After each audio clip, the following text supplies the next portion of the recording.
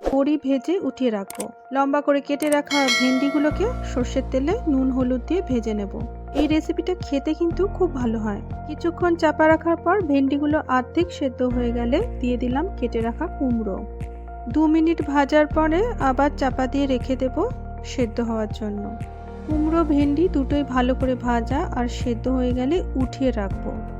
কড়াইতে আবার কিছুটা সর্ষের তেল দিয়ে গোটা সর্ষে, কারি পাতা আর লঙ্কার ফোড়ন দিলাম। এবার 2 চামচ গুঁড়ো সর্ষে দিলাম, গুঁড়ো হলুদ আর গুঁড়ো শুকনো লঙ্কা। ভালো করে নেড়ে কষিয়ে নেব। সামান্য জল দিয়ে দেবো যাতে মশলাটা পুড়ে না যায়। 1 মিনিট মশলাগুলোকে তেলের মধ্যে নাড়াচাড়া করে কষিয়ে নেব। সামান্য পরিমাণ তেঁতুল জলে ভিজিয়ে রাখার পরে জলটা দিয়ে দিলাম। মশলা সমস্ত কষা হয়ে গেলে দিয়ে দিলাম কিছুটা পরিমাণে জল। স্বাদ অনুযায়ী নুন, স্বাদ অনুযায়ী চিনি দিলাম। কুমড়ো, ভেন্ডি আর ভেজে রাখা বড়ি দিয়ে 5 মিনিট ফুটিয়ে নামিয়ে নেব।